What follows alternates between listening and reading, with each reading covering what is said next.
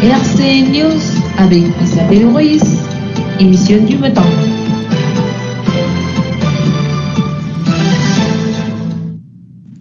Bonjour. Il y a de nombreux pays dans le monde qui souffrent d'un manque énorme de soins de santé.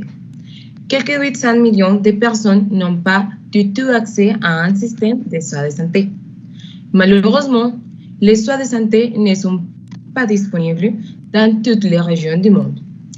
Et les gens ne peuvent pas prévenir certaines maladies. En outre, beaucoup meurent de maladies évitables comme la diarrhée ou le froid. Cependant, sur une liste des pays ayant les pires systèmes de santé, le Bangladesh s'est classé 85e, l'Azerbaïdjan 86e, l'Irak 87e, le Venezuela 88e et le Maroc 89e. La Colombie, en revanche, occupe la 35e place sur 89. Aujourd'hui, nous avons l'occasion de parler du système de santé colombien avec la grande chercheuse Catherine Every. Elle a étudié à l'université de Yale, a obtenu une maîtrise à Harvard et a effectué de nombreuses recherches sur les systèmes de santé. Bonjour, docteur Catherine. Bonjour Isabelle. Comment est structuré le système de santé en Colombie? Le système de santé colombien est composé d'un bas secteur de sécurité sociale financé par l'État et d'un secteur privé. Son accès central est le système général de sécurité sociale en matière de santé ou le système général de sécurité sociale, SGSS. L'affiliation au système est obligatoire et se fait par l'intermédiaire d'agents de promotion de la santé, EPS, publics ou privés, qui ne reçoivent pas les cotisations ni par l'intermédiaire des institutions de prestation de services, IPS. Le secteur exclusivement privé est utilisé par la classe supérieure et un secteur de la population à revenu moyen qui ne dispose pas de couverture recherchant de meilleures conditions d'accès offertes par la SGSS sera dans des cliniques privées ou prépayées comme MR Medica ou EMI. Docteur, la structure de la santé dont vous nous parlez affecte-t-elle d'une manière ou d'une autre les différentes classes sociales? Oui, Isabelle, parce que les classes supérieures ont beaucoup plus d'avantages avec leurs services de santé. Donc, les classes inférieures meurent même de maladies très mineures parce qu'elles ne reçoivent pas l'attention requise à temps ou qu'elles ne reçoivent pas les médicaments ou les traitements appropriés. Nous finissons par avoir des décès parce que les EPS mettent des consultations médicales pendant 5 ou 8 mois lorsque le cas du patient est vraiment urgent et qu'il meurt avant le temps ou que le traitement n'est plus fonctionné. Il est vraiment triste de voir l'inégalité qui existe encore. Bien, et quelles sont les maladies les plus courantes dont les gens mourent en Colombie? Les maladies les plus courantes en Colombie sont les maladies respiratoires chroniques, les infections respiratoires aiguës, les maladies hypertensives, le diabète, les maladies du système urinaire et d'autres maladies du système digestif telles que la diarrhée ou les infections gastriques. En fait, s'il y avait des soins de qualité et un temps voulu dans les centres de soins pour les personnes qui en ont besoin et qui n'ont pas les ressources nécessaires, les taux de mortalité seraient plus faibles car certaines de ces maladies sont traitables si elles sont découvertes à temps. Bien. Aujourd'hui, nous avons le cas d'une femme qui veut que les pays connaissent son point de vue sur les systèmes de santé. Voyons. Bonjour, Je m'appelle Martha Ordóñez. Je suis une mère célibataire et mon fils a besoin de soins médicaux en permanence puisqu'il y a un an, les médecins ont découvert un cancer de type A. Et je n'ai pas assez de ressources pour payer des soins médicaux dans un bon épaisse. La vérité est que je fais tout ce que je peux pour lui acheter tous ses médicaments et les traitements dont il a besoin, mais être honnête ne suffit jamais. En plus, la gratuité des soins est déplorable parce qu'il faut 1 ou 2 mois pour faire les traitements et lorsque je vais réclamer les médicaments dont mon enfant a besoin, on me dit qu'il n'en a pas ou qu'il y a un très peu. Alors je dois acheter ce qui manque dans une pharmacie où c'est très cher. Je pense vraiment que le système de santé en Colombie est le pire. Bien. Docteur Catherine, avec le temps que vous avez passé à étudier le système de santé Colombie, pensez-vous que nous pouvons faire un changement? Je pense que oui. L'État doit prendre en compte les aspects améliorés dans le système de santé colombien qui sont axés sur le frais d'un service de qualité qui permet de renforcer la relation médecin-patient à travers des piliers tels que l'efficacité, la sécurité, l'efficience, la satisfaction des sujets et l'attention humanisée. Bien que le gouvernement national ait fait des progrès significatifs en termes de couverture, la situation du secteur de la santé en Colombie est si que les institutions prestataires soient responsabilisées et améliorent leur performance en termes d'accessibilité, de soins basés sur les connaissances actuelles et de sécurité des patients.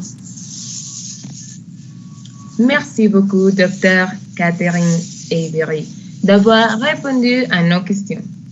Voilà pour les news du matin. Rendez-vous à l'émission du midi. À plus tard.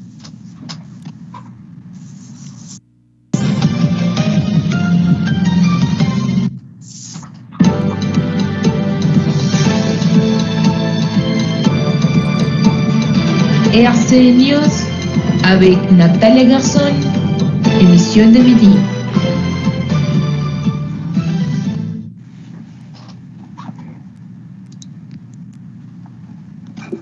Bonjour, en continuant avec le sujet d'aujourd'hui, la santé en Colombie, nous constatons que cela ne concerne pas seulement les personnes avec leur mauvaise qualité de soins ou le manque de médicaments ou de traitements.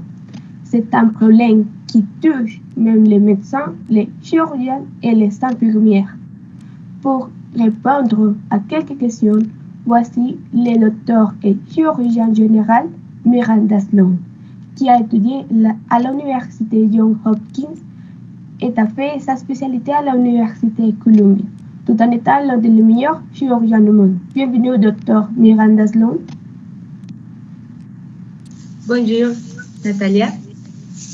Docteur, il y a des pays qui ont un si mauvais service de santé et en termes de qualité et de soins, quels sont les facteurs ou les facteurs influents pour comme mauvais?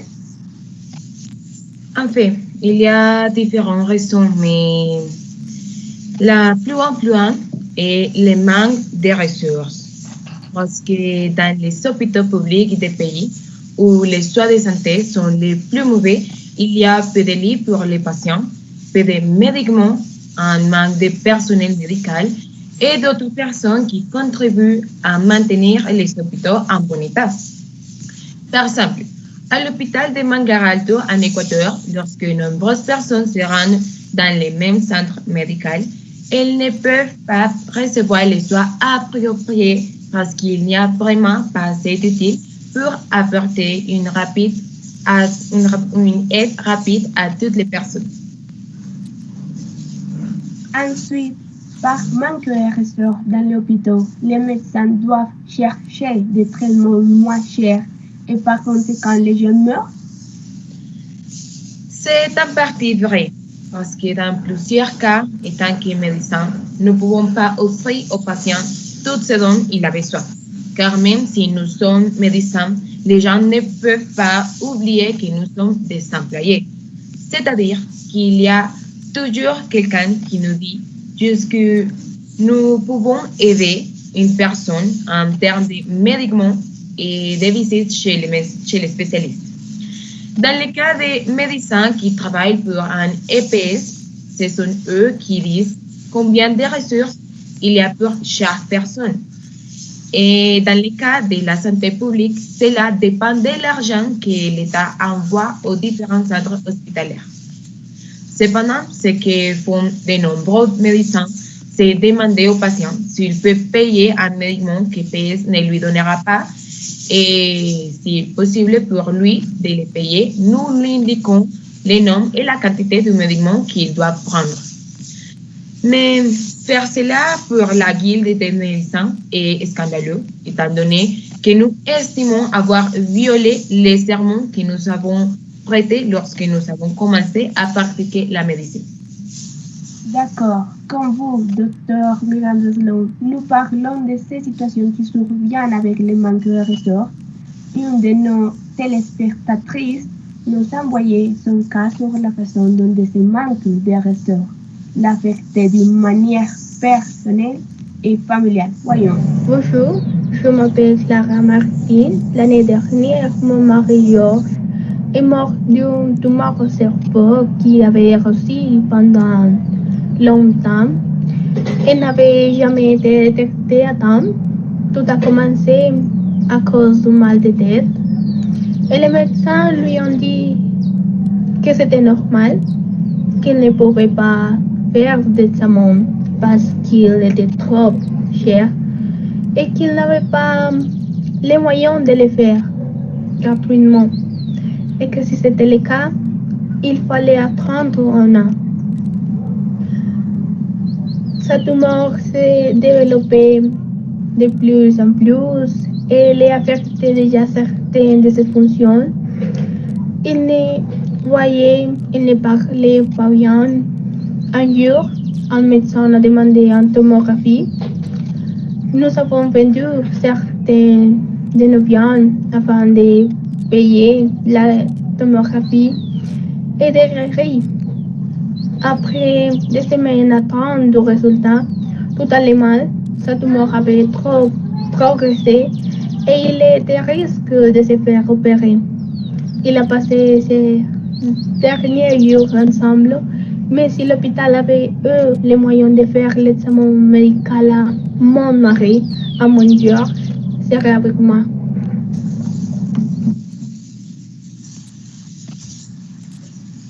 Selon vous, quels sont les changements à apporter pour améliorer ce manque de ressources dans les hôpitaux, Dr. Miranda Sloan?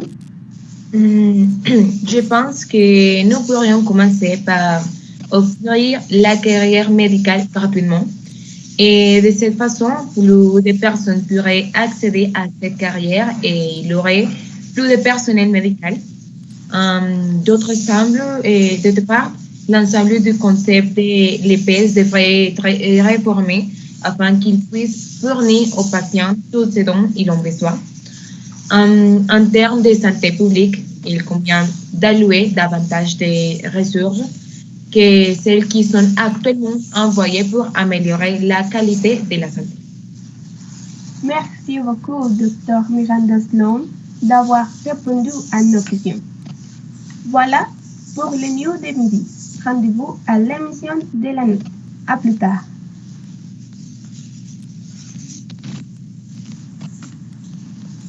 Ya ves que vas ahí.